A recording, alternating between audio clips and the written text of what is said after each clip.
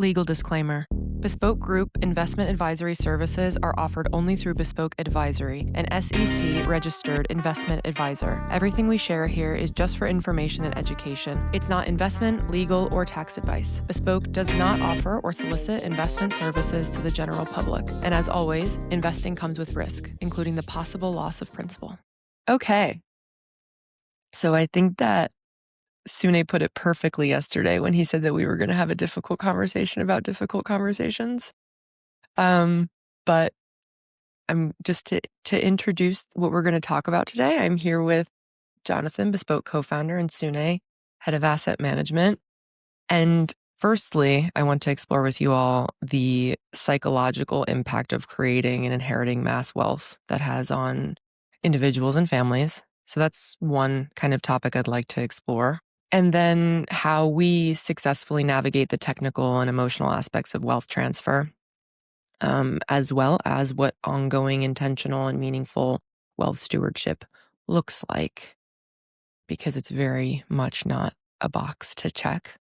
But the other thing I would like to say to set up this conversation is that, and anybody listening knows this, so this isn't a news flash, but we're witnessing one of the largest wealth transfers in history. And so, of course, that's going to reshape society in incredible ways.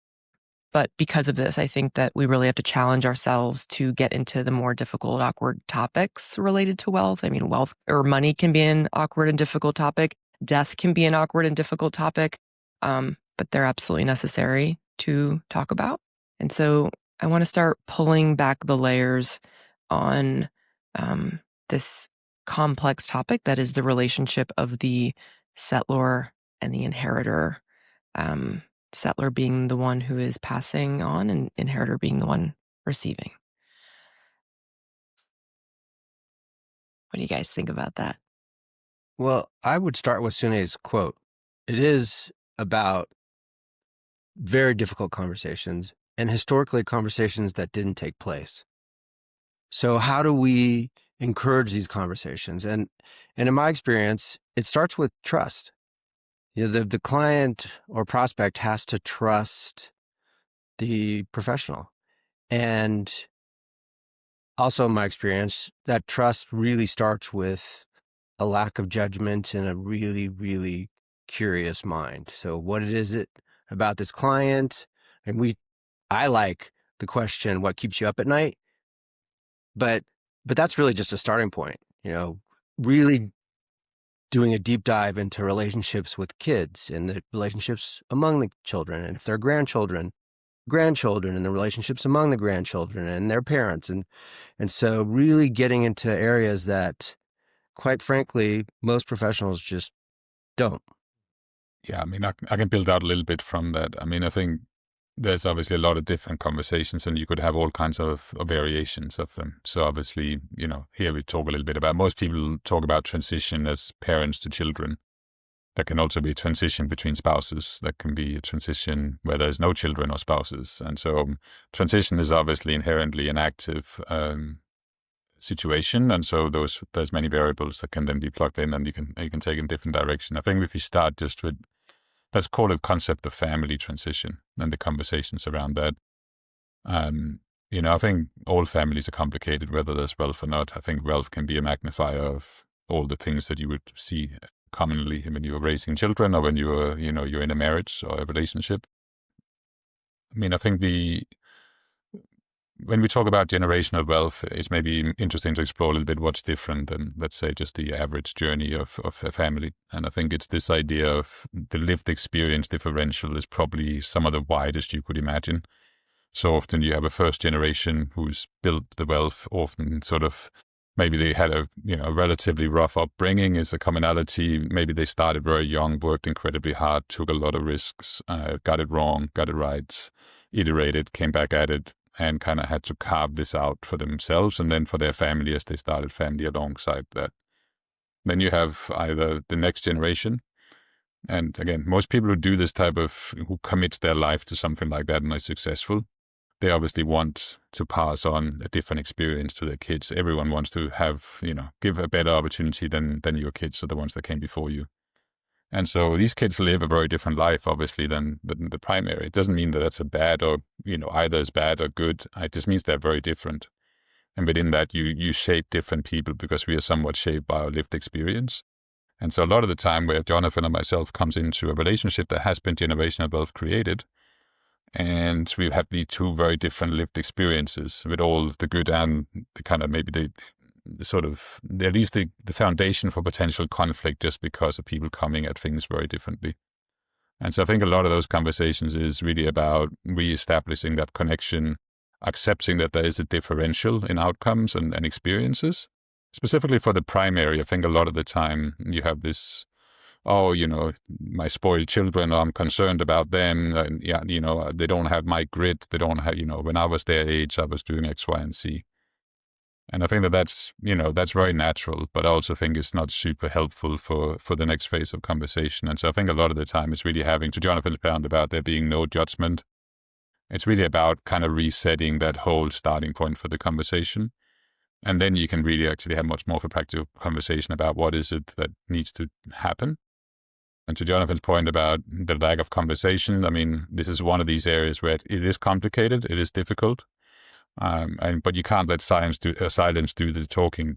That's not going to solve. So you are going to have to, as imperfect as the first conversations might be, you have to break the silence about the wealth, about the expectations, and sometimes that takes outside help. I mean, again, we have some experience, but there are certain situations where we would bring in an outside counselor who are particularly focused on maybe families where if the relationship is already somewhat troubled, you're definitely going to want to really think through how you start those conversations. So again, back to the sort of multiple starting points, if you have young children and you're thinking about starting a conversation, that's kind of one scenario as an advisor, where you're really guiding more how do I think about introducing wealth. And then you have families that comes to us later, where maybe they have attempted some conversations, but it hasn't maybe worked out well. And now you're kind of dealing more with a clean up, reset perspectives. Yeah, so Claire, it's interesting. I think most people have heard the expression shirt sleeves to shirt sleeves in 3 generations. My understanding I don't know what that is means. that means wealth is generated and lost over 3 generations. It's an old saying, Claire. It's back in the days when people were wearing fancy tops when they had the money, and then they had a shirt sleeve as their only outer coating, when they started, and that's how they ended up again. And my understanding is that there is a similar expression in nearly every culture. And so that tells me that it's not about structures. And I mean, as my background as an estate planning attorney, I'd like to think that, we create the perfect structure. Or when I was practicing law, I would create the perfect structure and that would suffice. And structures certainly help. But at the end of the day, it's the soft stuff. And unfortunately, to my earlier point, most advisors just ignore it because it is difficult.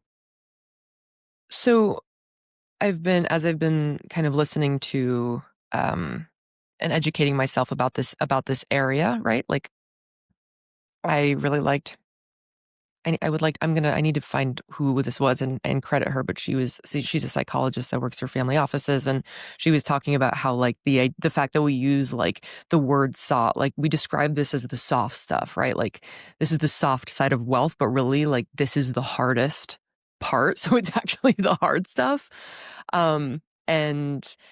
And I think what I wanted to double click on was communication or the lack thereof. And I think that, and we were also talking, Sune, you had mentioned that there are like the lived experiences and the positions that the inheritors and the settlors are coming from are just so like are very different. And I wanted to ask you what you think. What do you think is like it's not a misstep or like what is the expectation, the unfair expectation that a settler might have, and then an unfair expectation that an inheritor might have that kind of needs to be broken down, because these individuals have to meet like meet somewhere, right? They have to meet in the middle on something. They have to move out enough out of their world and enter kind of a new place, I think, to move forward. Yeah, I think I think it's interesting because I think one of the other sort of common conception about this is this, like, it's an event. Wealth transition is an event. Unfortunately, someone passed away. And if you don't speak about it, if you have no plan, then it is an event, then you're just dumping it. Then it's someone like me or Jonathan who's speaking to the inheritor. And that's the first time they understand that their family has hundreds of millions of dollars and they are now having to make decisions around it. That's not a transition. That's like when you don't actually have any plan. It's actually a catastrophe.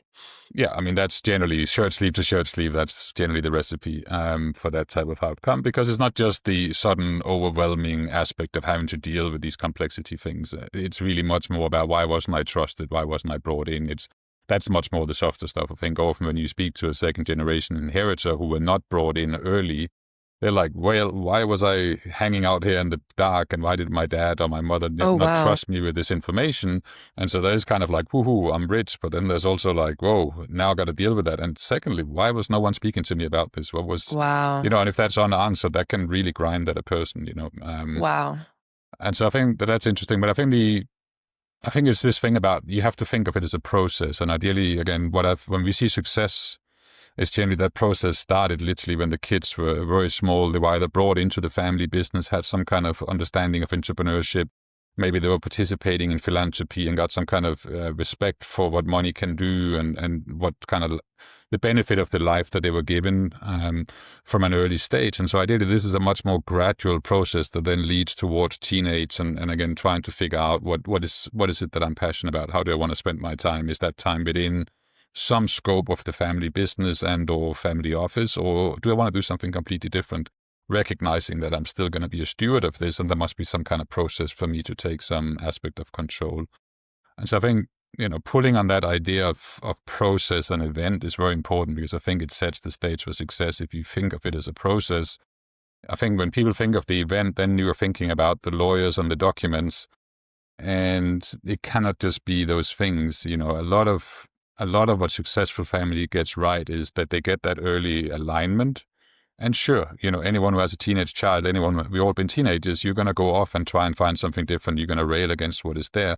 But if there's an early onset of shared values and what wealth can be, then that leads to much more constructive outcome. You're building knowledge and habits before they are actually expected to make big decisions. Claire, you used an interesting word, expectations. I learned long ago from mentors that not just in succession planning, but in life, unexpressed expectations destroy relationships. And unfortunately, we all have unexpressed expectations every day. And it seems to be incredibly prevalent among parents and children, especially in the family-held business context. The parents have the expectation that the kids want to be in the family business, and the kids never tell mom and dad that they have the expectation that they don't want to be in the family business. And you have these inherent conflicts that are never discussed. And so in my experience, it really just starts with communication and open and honest communication. So, wow. Okay. Guys, this is just unraveling in the best ways. Okay, this word expectation. I think first, I want to talk about communication, because communication is, why is it so hard? That's going to be my second question. But my first thing that I wanted to say was, okay, a little personal story. Like, I remember the first time that a therapist asked me what was my expectation. Like, clearly something was happening in my life, and she asked me pointed, what was your expectation? And I remember being rattled. I remember being I didn't have an expectation. I wasn't even aware that I had an expectation that was playing into a certain dynamic.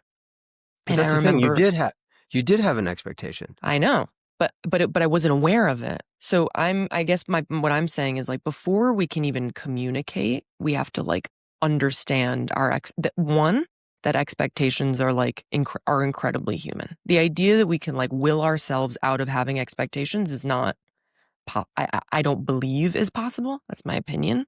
But when we can look at our expectations and maybe own them or be honest about them and work with them, then we can communicate. But So maybe what I think I wanted to just introduce is like the way I feel like my like soft entry into my ability to become aware of my expectations was I used a different word. Like I called it my hope.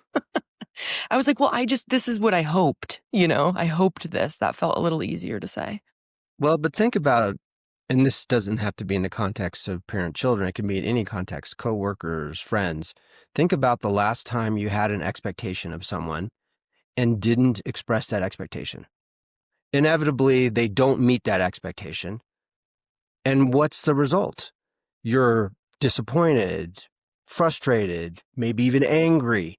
And yet they had no idea, none whatsoever, that you had this expectation of them. It's not fair to them. So I guess the idea is not to it's not that we have to rid ourselves of expectations, but you must communicate them. Is that your point? Exactly. Open communication. And to your point, understanding that we all have expectations, understanding those expectations, and then communicating them. So our inheritors, so this is interesting, right? Is like if we're talking about a settlor and inheritor, and we are talking about that age difference, and I know that this can look like spouse to spouse, but in this case that we're talking about from parent and child, are the inheritors allowed to have expectations? Oh, absolutely. We all have expectations. And this goes to Sune's point about if you're not having a conversation about wealth. I mean, most of the time, historically, Americans never discussed wealth. The parents never discussed their level of wealth, what they've done in their estate plan, any of that. And the kids just kind of learned to some extent, when the first parent died, and then to a greater extent when the second parent died. And that's just the way it happened. But, I mean, it's a recipe for disaster. Every statistic that I've seen says if you receive a lump sum of wealth, regardless of amount, and regardless of the age of the recipient, that lump sum is gone in 3 to 5 years. Because it's not earned. It's just dropped into someone's lap. It's like the statistics for lottery winners are incredibly stark. You would think if you win a couple $100 million that you would be set for life. No, these people have nothing after 5 years. Generally, not everyone, but statistically, it's gone in 5 years because they're just not prepared. They're not prepared for that level of wealth, the responsibility that comes with it, to Sune's point, in terms of philanthropy and everyone and their brother wanting something from them. They're just not prepared. And so if the family hasn't had the conversation, the kids are in the exact same position. They're unprepared. Maybe to take so again, there's a lot of kind of like negative assumptions about this. I think there's, again, if you want to step back and saying, okay, I'm a family listening to this and we build generational wealth and we might have young teenagers or we might have, children coming of age who are about to find their way. I mean, even earlier, I would say under 10 years old. On the positive side, again, like when you look at families who are successful at transferring wealth, it's not because they transfer Jonathan is an expert of how to transfer the money, but can you also transfer the values that goes with the money? And that's much more important because you can build the best structures, you can have a good external team around, but if the family has not managed to transition values alongside with the value of the assets, then you end up in a place, to Jonathan's point, where there's not this connectivity that leads to making good decisions around whatever it is you want to be a steward, how you want to be a steward of this wealth. But I would say that that's a risk and opportunity, because just as the next generation can be a risk to the continuing of generational wealth, they can also be the opportunity to enhance it, grow it, take it in new directions across all areas. And so this idea of stewardship versus ownership, something we keep coming back to. And I think if you empower the next generation to be stewards of the wealth and what it can do, not so much you have to be in the family business or sit in the family office, but, whatever's going to happen, Father Time is undefeated. Eventually, this person will have the wealth. And so it's a question you have as first generation is, when and gradually can I build a process that allows them to ideally come in? So when you look at the big successes, families who doesn't just manage to retain some kind of set level of wealth, but where the second, third generation actually happens to enhance it. It's often when they're brought in, specifically if there's a family business involved, but they're allowed to build something in their vision on that foundation of the first generation. And so they see the business, they understand it, they learn about it, they respect it, but they also think much bigger because they're living in a different era. Maybe there's changes in technology, maybe there's changes in market, consumer behavior, etc. And a lot of them reshape businesses. And let's say the business is worth 500 million today from first generation. Well, don't eat the seed corn. So first thing is keep it, at least that kind of level. But then also, could you do something with the business that now takes it into another place? And it's not just about the dollar number. It's really more about the journey that comes with being a successful entrepreneur. And having maybe, instead of leaning into the fact that this person is going to be spoiled and spend, maybe they're going to have vision and new ideas. And maybe there's going to be a confluence of two different generations that leads to something bigger and better. And if you're a family, that's really what you want to have some outcome around. It's not going to be a straight shoot to do that. No one's going to get that right on day one. But building processes that allow someone to come in and be part of it, but also allows them to start having their own ideas and ownership. Because I think a lot of the time where you have that lottery ticket effect is, like Jonathan said, now there's a cat, now I have this trust fund and I just have to write this guy that I need money, and then, 500K gets deposited, whatever, every month, every quarter, whatever, you spend is. That's an unhealthy environment. But if you have this idea of being entrusted with a stewardship of a family business, of a certain level of wealth, of impact in a community, impact in the world, that's a little bit harder to just spend, because then it's like, I'm actually part of something. And it may not be, what was the starting point of this? May not have been what I would have built, and my dad's or mother's values may not be mine. But there is some common ground, and then there's me being free to take this to the next phase of what this family wealth is about. And I think that that's the real opportunity. So obviously you want to think about managing risk, and family decision-making and internal family problems can be a biggest risk to, legacy level wealth. But on the flip side, it's also, you got to get it right to maintain it. And if you get it really right, you may actually empower someone to go and live a full life within the context of stewardship, both in terms of dollars and cents, but also in terms of impact. Yeah, I think stewardship is a really important word, because when we're talking about this level of wealth, the clients often come to us quite philanthropic. But over the years, I've heard the expression, charity starts at home. And I like to say that there's really three potential beneficiaries of your wealth, and you have to select two.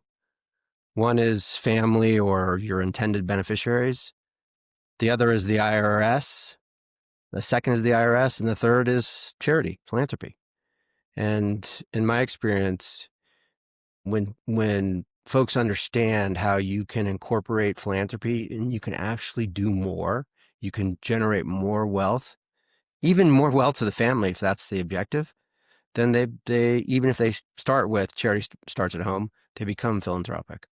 But to Sune's point about involvement, I think philanthropy is an incredible place to start. And really young children, I have two daughters. When they were quite young, one of my lawyer colleagues told me what she had done, which was basically during the holidays, allocate $50 or $100 to young children and say, I want you to give this to charity, and help them research charities, help them connect passion with philanthropy. And I did that with my girls, and they are both quite philanthropic. And I think we started when my youngest was 4 or 5. So there's no age that's too young. And then as they get older, you can involve them more and more, but helping them understand the responsibility that comes with wealth and the stewardship that comes with wealth.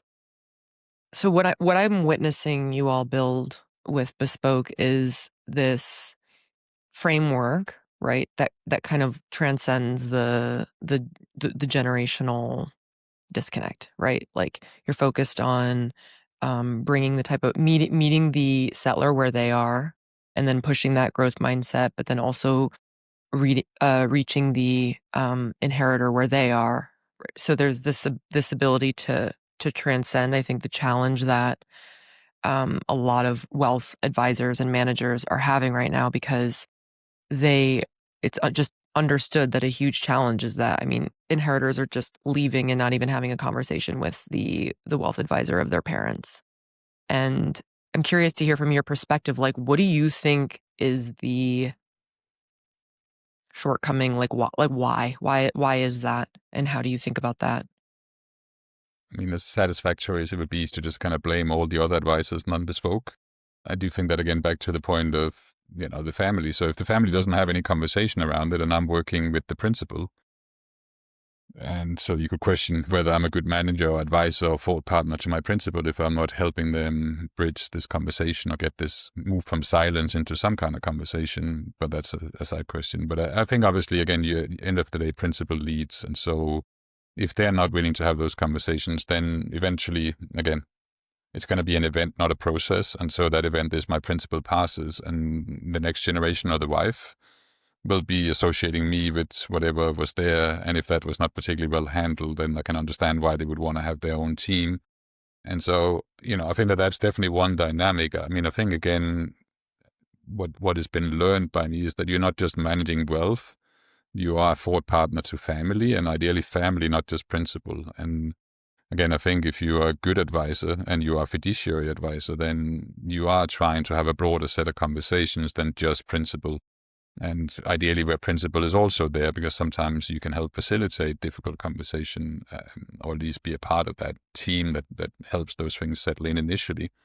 And so I think it's, are you managing wealth and setting up structures and managing day-to-day of a family office? Or are you helping to prepare all of the structures, but also the people towards the ones who are inheriting this? And I think that's I think is the winning model. And I think any advisor who doesn't understand that is playing a very short-term game, specifically at the kind of tipping point where we have a lot of wealth moving generally from principal to spouse.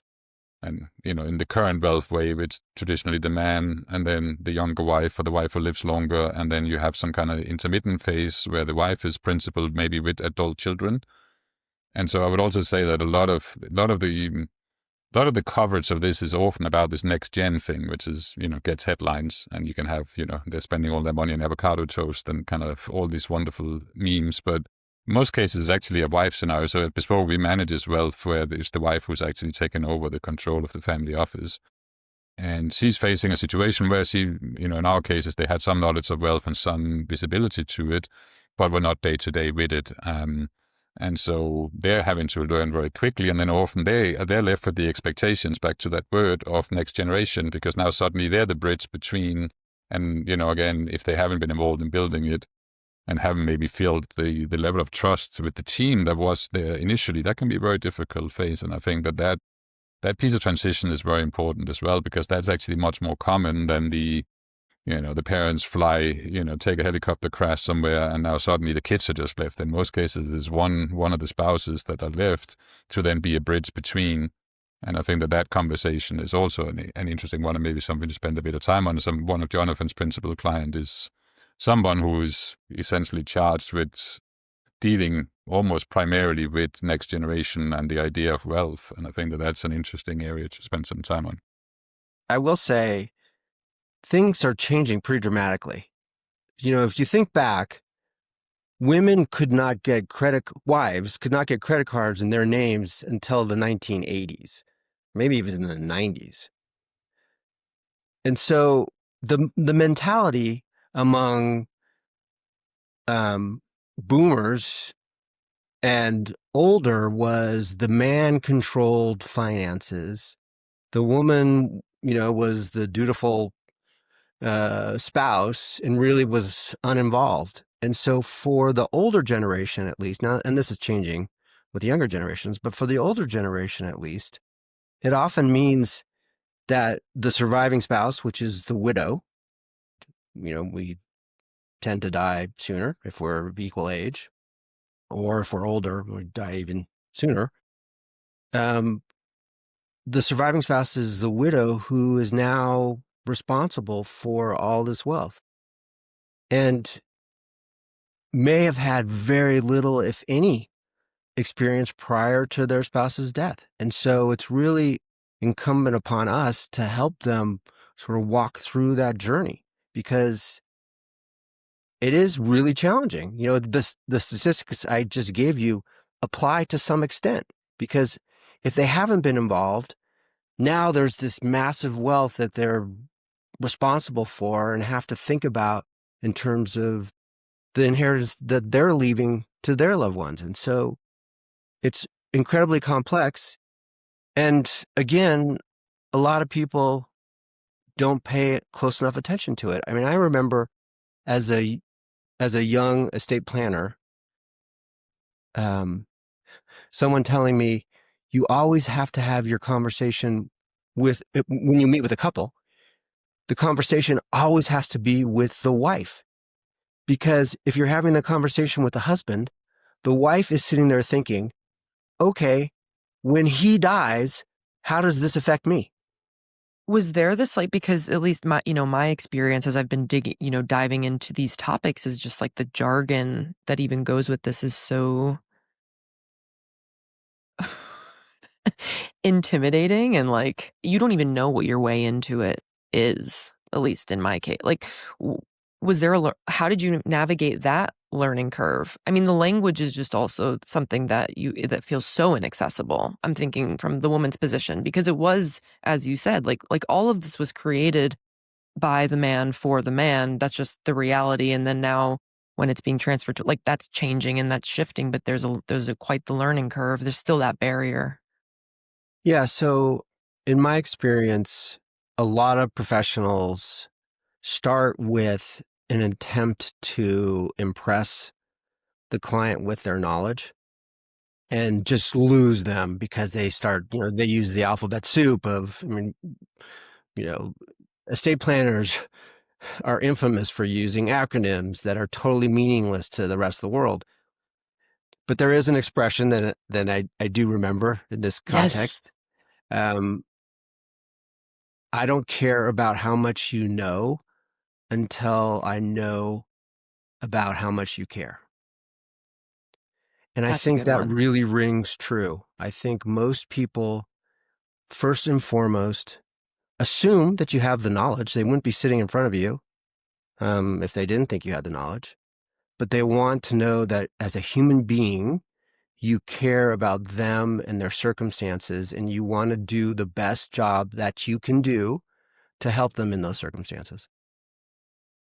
Yeah, just on that point, I mean, I think you hit the nail on the head. I mean, like my industry and Jonathan's industry historically has been all about how can we take family wealth and turn it into like a business language, and how can we have these very sort of all these kind of different words that, doesn't really mean anything outside of our world. And, there's this saying like, if you're an expert, you can take the complex and make it simple. But unfortunately, I think many people didn't bother with that. They just thought, let me take something simple and make it complicated. And I'm the only one who can explain it. And so you see that within that. So there's that trend. And there's just this, again, I understand kind of where it comes from, because again, if you build an industry of managing boomer male wealth, he would associate with boardroom and family office and all of these kind of terms as this is how it should be. This is my reference points. They make sense to me. We have people, we have human capital. And so there's this kind of, I think that framing is there, but it's super unhelpful, specifically with the next generation or often with the wife in the current framework.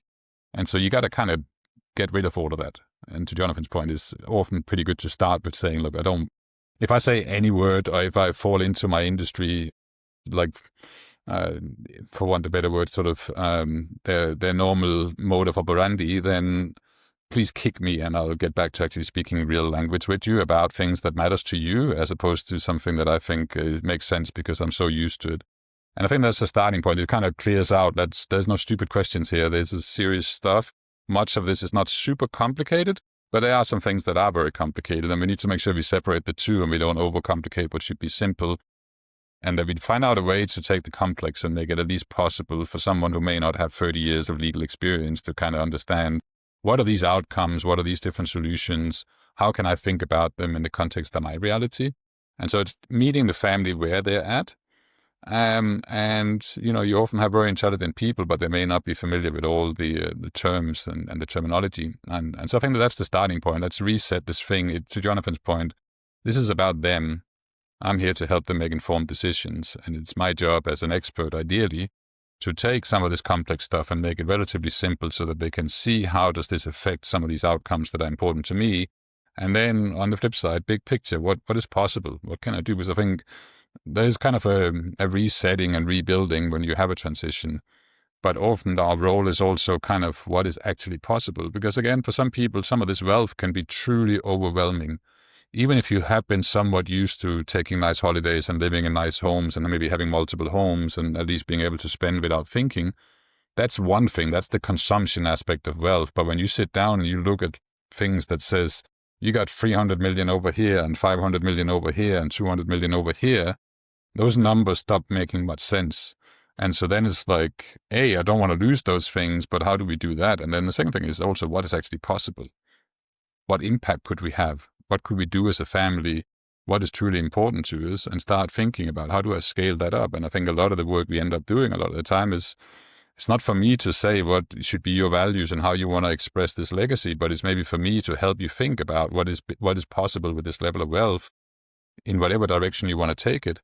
And that can be super interesting once you get into that phase, but it is a journey. And I would say the other thing is whether you're very young and get a lot of wealth, or whether you're the wife, it can be very isolating. Who can I trust? To Jonathan's point, the moment, specifically if it's somewhat public, that the family has significant wealth, and now you're the one who's the gatekeeper, the one who's sitting on it, suddenly you're not just the wife who's, hello, and then I want to speak to the husband. No, they want to speak to you because they want to sell you product, they want to take advantage of you, and some people do come with real good opportunities, but it can change very, very quickly the moment that you are the one who's seen as the decision maker on $500 million worth of wealth. And you make one or two missteps, and then suddenly you start getting very much like, who do I trust around me? Family, external, etc. And so I think a lot of the time, I can understand why it would be easier to just not make any decision at all. Silence can be a place to hide for a period, but there is no way to hide from the reality and your decision. You are going to have to make decisions along the way. And so that's a journey, and people come to that very differently. There's no panacea. There's no right way to do anything. What is panacea?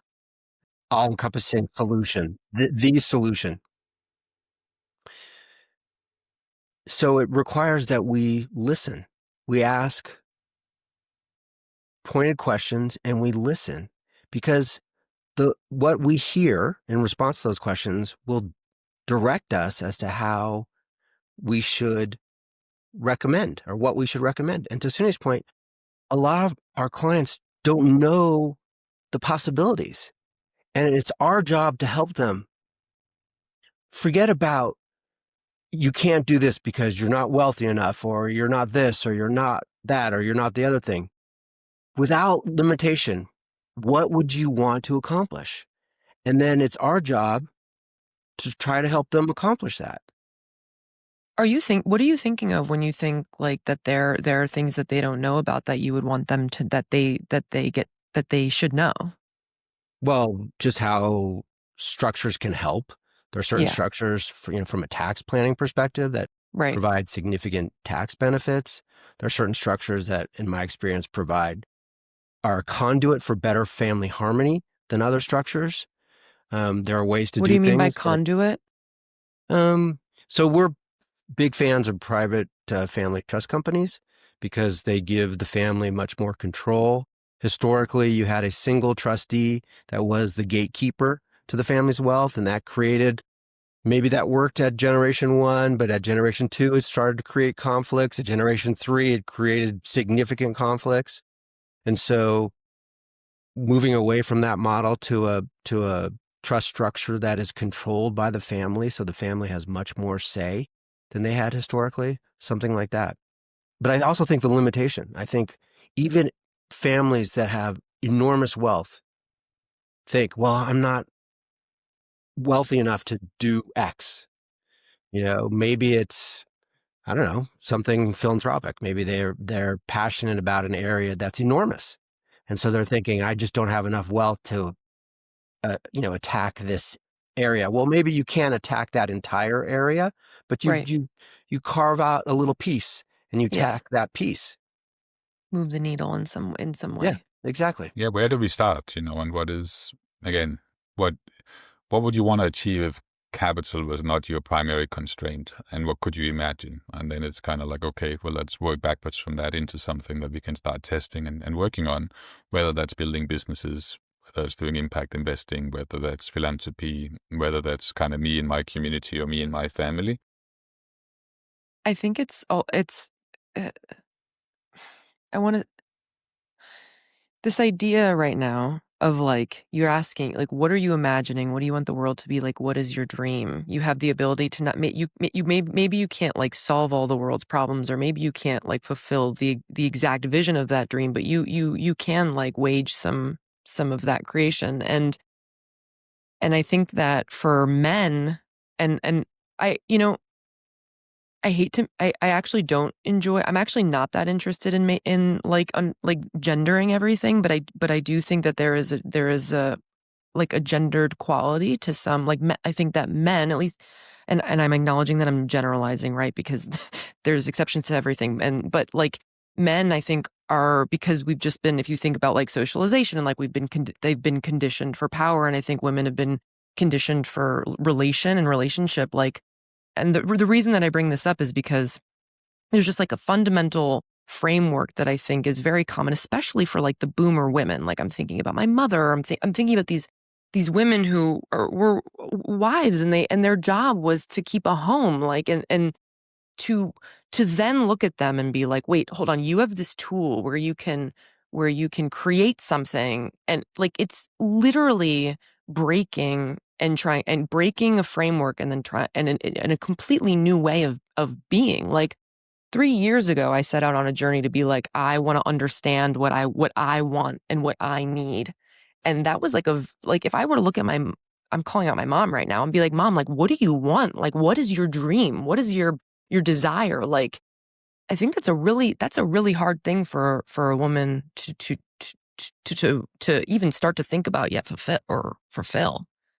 I mean, what I would say is there's like, whether you build the wealth yourself and now you have this moment of realization that you've achieved something that you've been battling and fighting for and hoping and wishing around, and now it's here, or whether it is more like the inheritor or divorcee, for example, is another common path. I think there's some core questions, which is kind of like, okay, how much is enough for you? What's consumption? And again, this is, you should enjoy it. That's the point of it. But what does that look like? And so again, if there's 500 million, how much of that do we need to then create the passive income so you can consume as you wish for ideally long time ahead?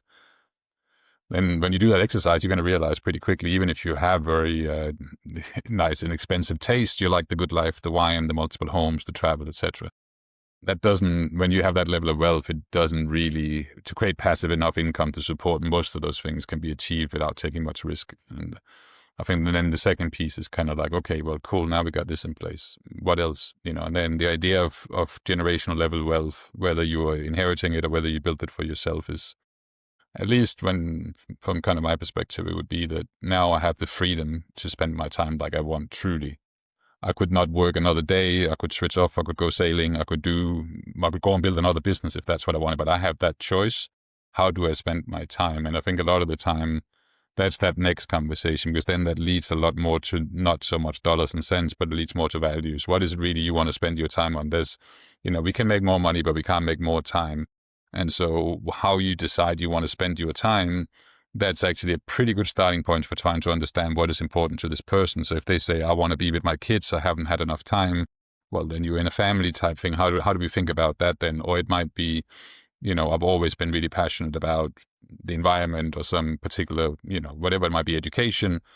Well, how do we then spend that? And then that spins into those conversations that Jonathan sort of talked about with the philanthropy side. How might we be able to address this through philanthropy, maybe through impact investing, through different types of empowerment beyond my sort of core. And I think the idea of what does it take for you to live the life you want in terms of kind of the spend, and then how do you want to spend your time? And then when you kind of start pulling back on that, you get to a place where you can at least help direct towards what are some of the things we have to consider.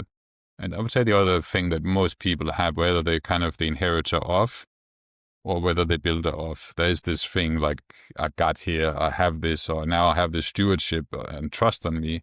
I don't want to lose it all. And so a lot of the time where me and Jonathan comes into a conversation is that it's what we solve for first. How do we think about risk?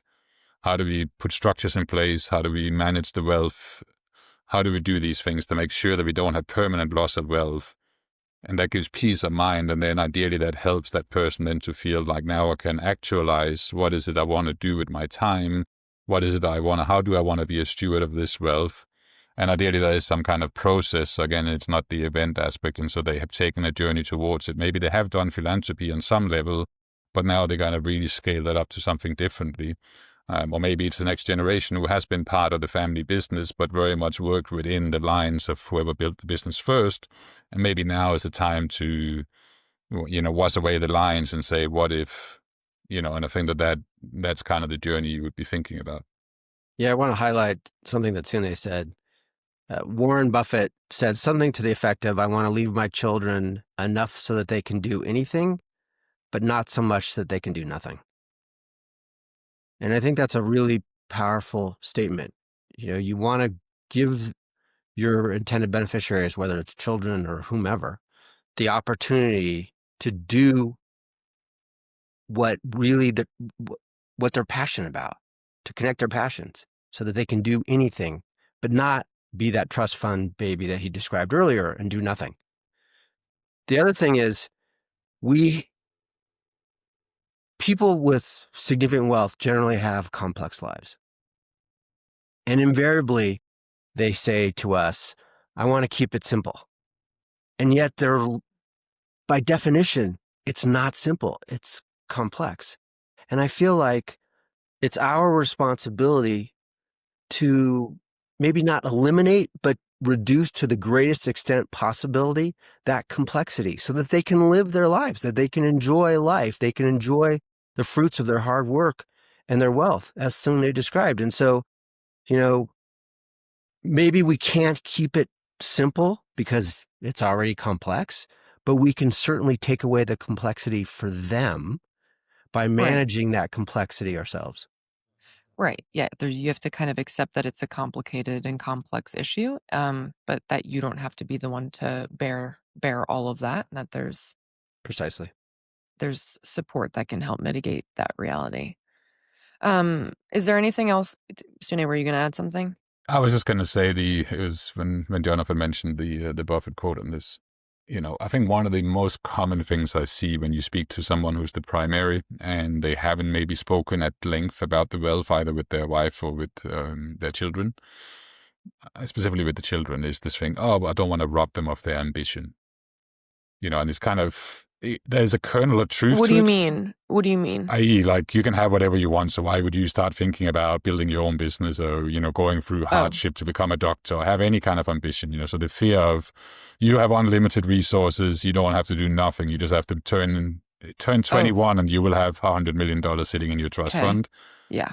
That idea, obviously there's a kernel of truth, a lot of truth to that concept, but I also find it's something that people often hide behind as a reason for not having the conversation, because they again think that silence is going to be like, then he's going to have ambition. Yeah. It's easier.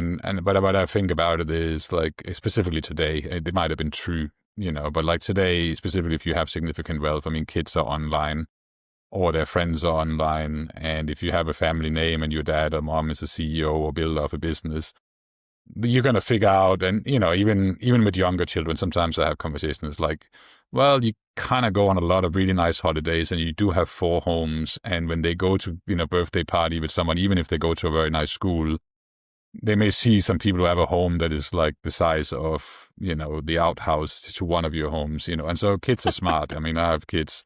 They will figure out that we are probably not quite the same, and they will probably be on that wonderful phone of theirs and go, who are we? And then they'll be like, whoa, why is no one talking to me about this? And so I think there's a fallacy combined with that. If you think you can hide the wealth, certainly, I don't think it was ever true, but you can definitely not do it today. And so that brings you back into this thing. You got to have the conversation and you got to figure out how to do that. And it's not an easy one, but, again, the more you can tie it to what have we achieved, how did we get here? Because I think when you listen to a lot of the people or see a lot of the families who got it right, it wasn't that they were just, telling you about all my fantastic ideas and why you're not doing the same. if they're true and they want to show entrepreneurial journey or whatever they might have done in real estate, they also share all the bad deals, all the problems, everything they got wrong until they got it right. And I think when you grow up and you learn about this kind of journey, you can become fascinated with entrepreneurship, which is an incredible, way to spend your life. It just doesn't have to be that they have to walk your path in entrepreneurship, but they can certainly learn from your path if you're willing to show both the good and the bad from it. And so again, I think that can start, just like philanthropy, to Jonathan's example, I think you can start talking about how wealth is built at a very young age and involve them in different activities. And I think there comes a time where you then have to set them free to build something. I normally recommend on the investment side, which in some ways is the simplest area of starting to talk about wealth, is kind of, either you bring them into a sort of an investment committee type environment early and let them have some understanding of, and then you maybe have them prepare, or they work with the investment team to prepare something, and eventually they prepare something of their own. But there can also be a place where you say, cool, we're going to take what we would call risk money and let you go and manage that. But you have to kind of present what you're going to be doing with it. So you have to do the actual work. You can't just come and take it and then give it to some guy you met on YouTube who has a cool idea. And you have to, if you want to be a real estate developer, you actually have to go and do real estate development, and you have to lead that project. And if it takes you 2 years to get that property turned around, whether you fail or succeed, you'd have learned from it. The same if you're going to be investing in global equities or crypto or whatever it might be that you're interested in. Show me you're doing the work. Take the experience, not with me sort of backseat driving, go and do it for a couple of years, and then let's sit back and look at it afterwards and say what worked, what did not work. And then you can scale that up, obviously, as you see. So it's also about giving people a safe space to experiment and learn and make mistakes, whether it's entrepreneurship or investing or decision-making in life in general, this idea of, back to this idea of the differential in terms of lived experience. You'd often say the builder has a lot of resilience because they had to, or else they wouldn't get there. And the fear is that there's not resilience in the next generation, but if you never actually make the next generation deal with difficulty, yeah, of course. how are they going to build resiliency? The reason that resilience is built through adversity, right? Like that's literally how you become resilient. So there has to be some level of adversity that's introduced for someone to get resilient. But yeah, that can be, hard. That's hard. That's hard for the builder, right? Because then they have to relinquish a bit of control. And then that's also hard for the inheritor because they have to feel the adversity. So it's a challenge. It's and hard I think for any parents. No one wants to see their kids struggle. Whether you have wealth or not. It's never comfortable to see your son or daughter sit at the end of the bench in whatever sport they picked up and they never get onto the court, and you're like, they're there, they're out there on the court every day, and you see them struggle and they don't get the reward, and they put in the work. I mean, no one enjoys that. But when you look back 2 or 3 years later and they made it onto the field, or they managed to get up on stage and finally do that thing that they wanted to do, then you know that that's a real moment of growth for that kid, and there's no substitute for that. You can buy all the tutors in the world, they're not going to give them that experience and that level of outcome. Yeah, connecting back to something that Sune said earlier, if you treat the family like a business, you're missing the family dynamic piece, because a typical business doesn't have the family dynamics that a family business has. The children. So if you think about, oftentimes mom and dad, or maybe just dad, or maybe just mom, spend an inordinate amount of time building the business when the children were young. And oftentimes there's resentment from the children because the parent or parents spent more time in the business than they did with their children. I talked about some of the expectations about going into the business or not going into the business and what that looks like. I mean, those are dynamics that don't exist in a typical business. That's not a family-owned business. And so it's really critical that the family, one, recognize that and have conversations to address it.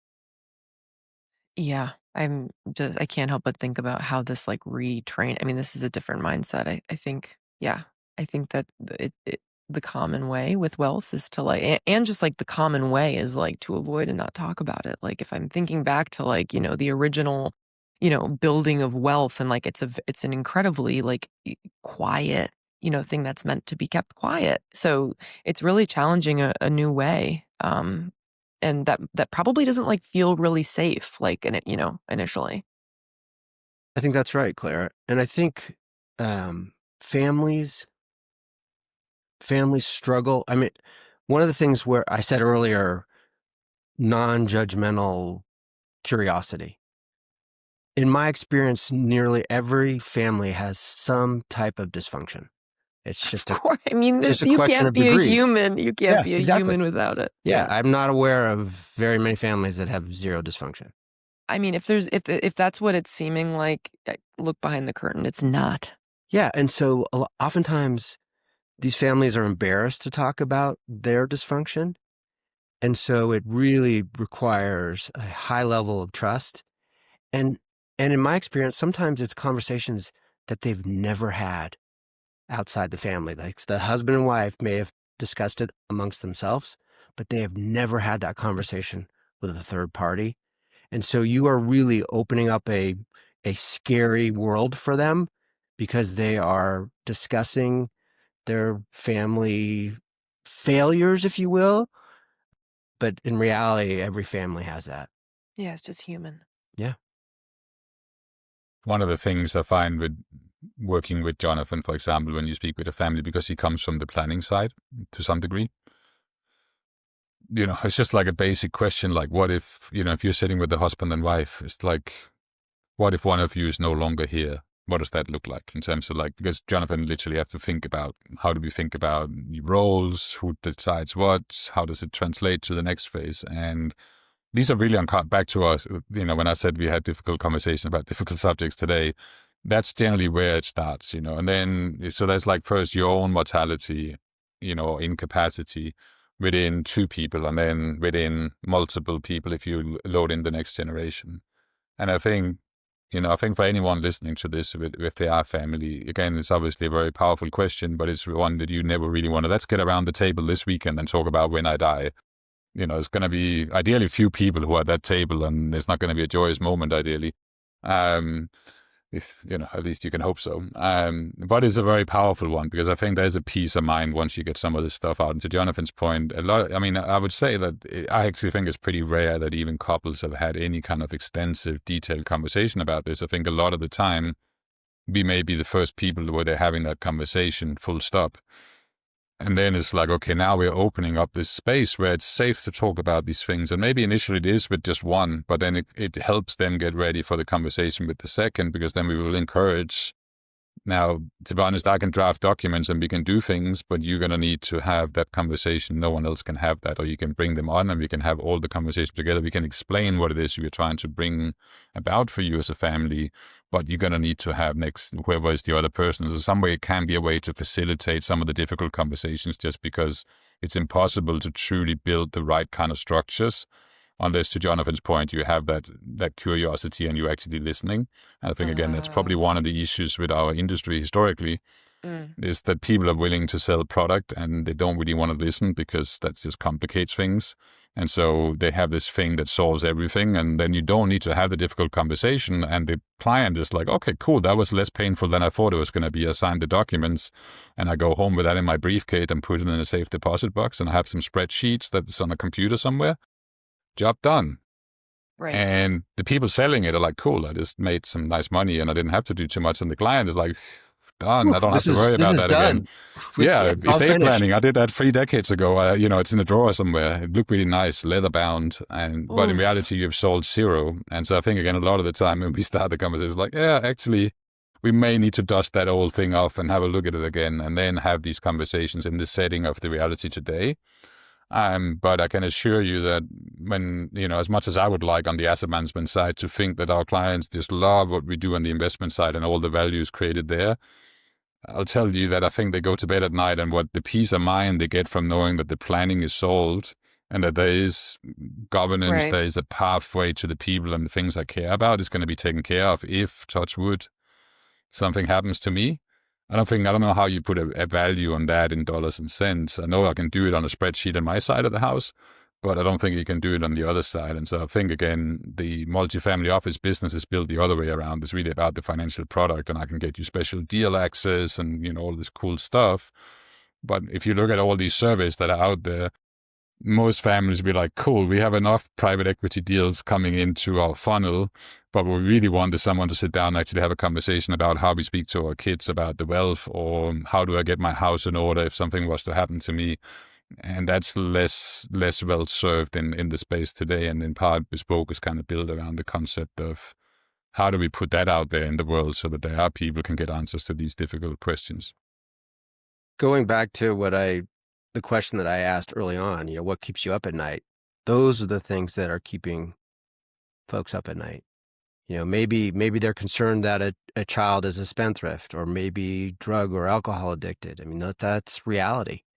And wealth tends to exacerbate those issues. And so how do we address them?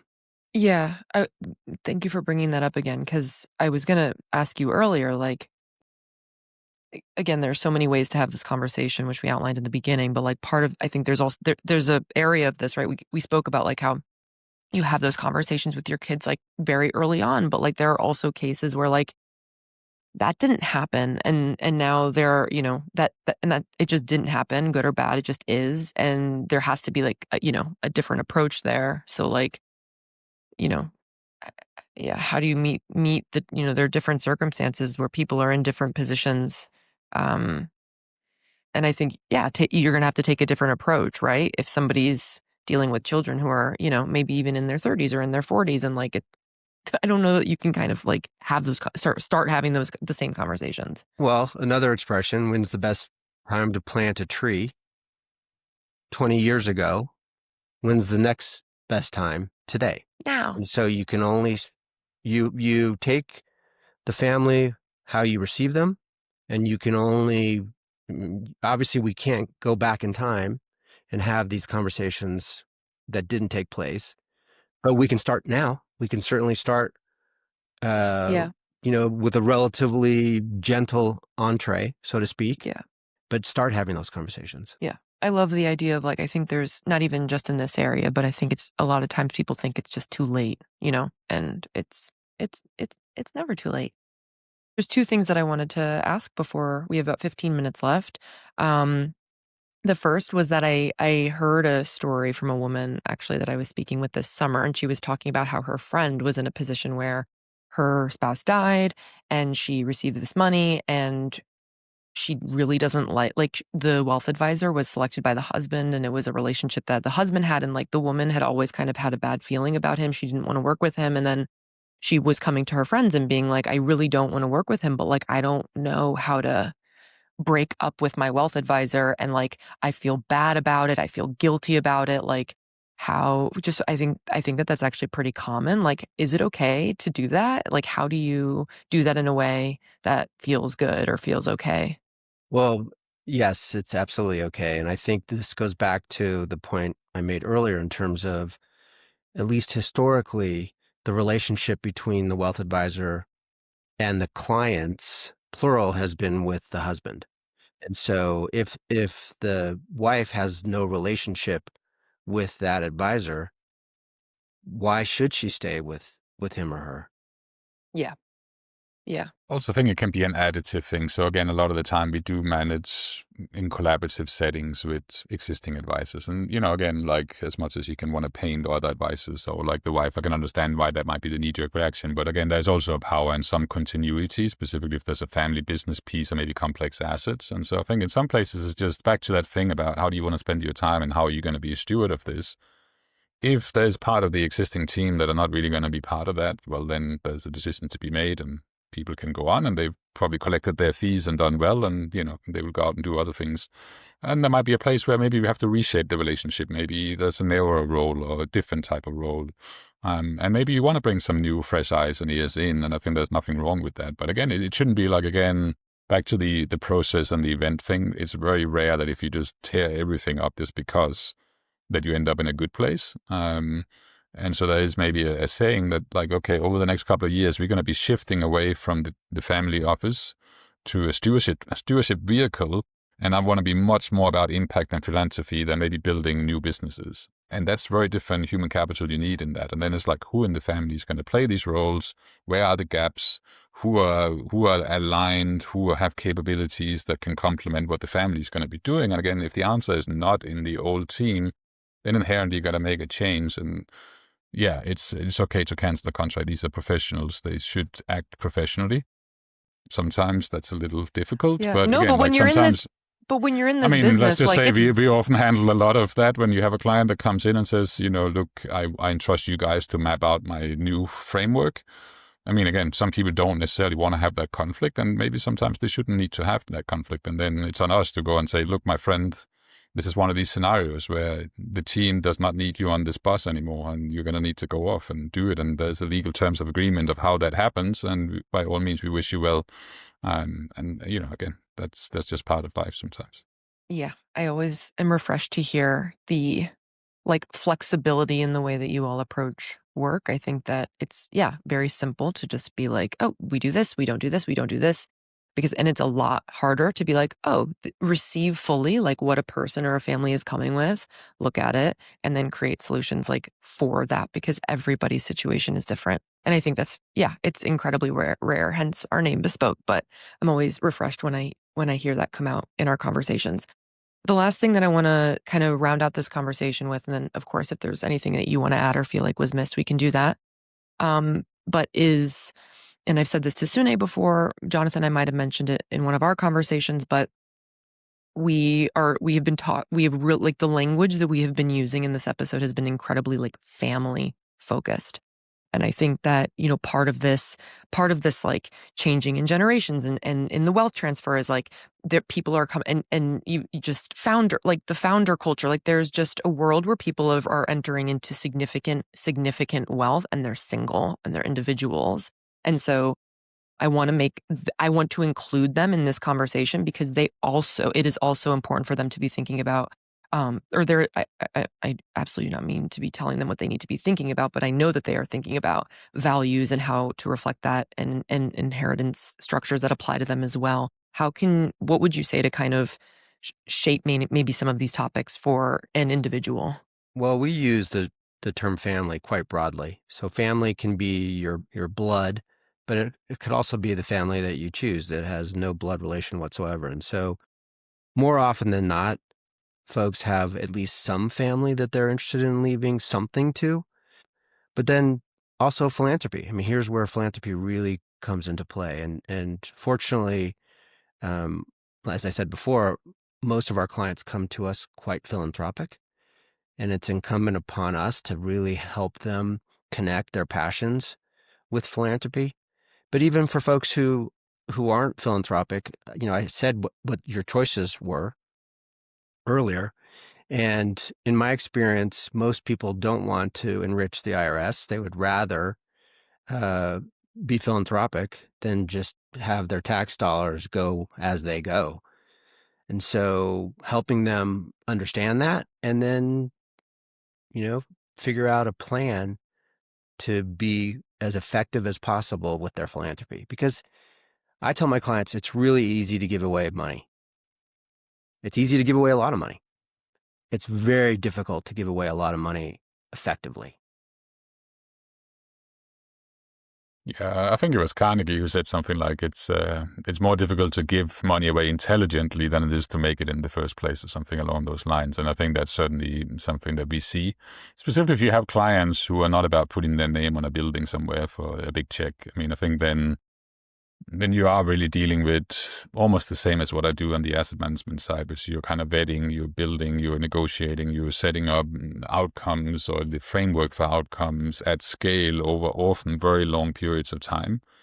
And I think that again, like if you don't have children, maybe then that can be a real way of spending time, of pursuing value and creating a real difference of stewardship. So actually I think that is a pretty interesting conversation that, people think like, oh, let me just write a check to some charity. But I think like, again, that's often where that can be a very interesting way to spend a period of your life really about your community or around something that is very important to you and figuring out how your wealth can have a role in that, ideally beyond you, but also ideally while you're still alive. I think a lot of people talk about this philanthropy thing as when I die, but that's definitely an interesting piece to it. But again, you can have very meaningful life, and ideally you help. I mean, for us, we really want to ideally work with the client from as early as possible, so that whatever comes beyond them has been framed by them, and that ideally we built a lot of this framework around it while they were alive, and they got to enjoy and see this activity. And I think that that's, again, why it's such an important piece of the conversation. Again, it's part of that process versus the event outcome. But yeah, the earlier you can start shaping that, and again, just like most things, we learn about ourselves as we live our lives, and if you've gone through that transition, there's often the phase where you're experimenting with who am I now, and what does that look like, and what's important to me truly. And you may have suffered personal loss because you lost someone who you really cared about, you spent most of your life with. And so that can be a period of time, and then you start refining yourself. And some people find themselves within philanthropy, some people find them within a new career or some new activity that they enjoy. Some reconnect to family maybe, and all of those things are that should be part of the journey. Back to that point about now you can spend the time like you want to spend it. That's a big question, and you may not have the answer, and that may change over time as well. So I think the other point about having flexibility when you're building the initial framework and the sort of starting point is very, very important. But if you think that solves, then there's now is day one of this new framework, and then the world changes, the life of the people change, markets change, the tax law changes, what is important to this family as they age is super important. So it never stops. It's like a constant puzzle. But obviously, if you don't get the right foundation in the first place, then you set yourself up for problems. And again, I think that starts even much earlier for the wealth builder, which is how do I build a family that has resilience, that has some shared values, and that has some connection to stewardship of the wealth. And I think if you can achieve those things, then you don't go shirt sleeve to shirt sleeve in most cases. But I think the moment that those things are not in place, you can have the greatest planners, the greatest advisors all around you.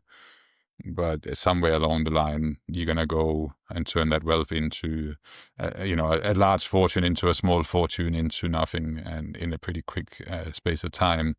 And so, again, I think for any family or any individual who listens to this, it's really about starting to think what is possible, what would I like to see, not so much about the negative outcomes, but about the positive outcomes. What is possible if I take on this project and I don't just stay silent, but I actually start having those conversations with the people that I want to involve with my legacy, with my stewardship. Yeah, it's interesting. Most of our clients are incredibly private. Some of those clients want absolute anonymity, and yet they're incredibly philanthropic, and they are rewarded by that philanthropy. And so, philanthropy can and should be rewarding.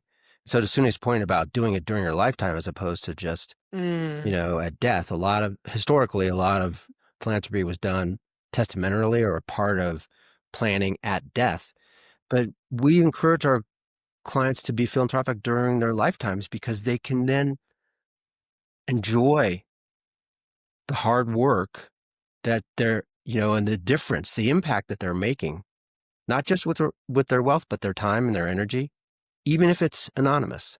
And so, putting the structures in place to make that happen, to allow that to happen, it's really rewarding for us to see the satisfactions that our clients achieve through that philanthropy. Of course. All right. Is there anything else that you feel like you wanted to say on this topic? I think we covered a lot of ground. Again, I would say obviously think about risk, and often that's where professionals, Bespoke could be one, comes in and can solve some of that gives that peace of mind. But I think, if you're sitting out there thinking about these subject matters, reach out, have a conversation about it, but also think about the positives. I think a lot of the reports and a lot of the media coverage of the wealth transition, or whatever you want to describe it as, is always about the negatives of what if you get this wrong, the fear factor aspect. And I actually think it's much more interesting. Just like any family, you hope that your children will go out and do good stuff in the world and that they will have a fulfilling life.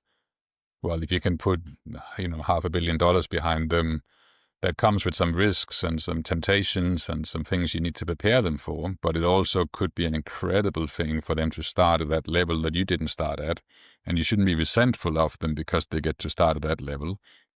but you should also make sure that they're prepared and they understand why they started that level. And I think that, the earlier you can start that process, the more you can avoid the event of the inevitable. And then you have some stranger talking to your spouse and your children about wealth and about what's going to happen next. And hopefully you pick that stranger well, or the relative stranger well, because if you didn't, well, then you just set them up for, really bad experiences. And what you hope was going to be your legacy or be like something that was going to protect the people you cared about could turn into be the complete opposite of that. And no one really wants that. But again, it has to be addressed at some stage, and ideally early. Yeah, I would just add that it is a process. It won't be solved in one conversation with advisors like us at Bespoke, and it certainly won't be solved in one conversation with your intended beneficiaries. It will require multiple conversations, probably over a prolonged period of time, but it needs to start. Yeah, communication. We got to talk about it. You got to talk about it. Thank you, Always happy Jonathan and to. Sune. Thank you, Claire. Yeah, thank you, Claire.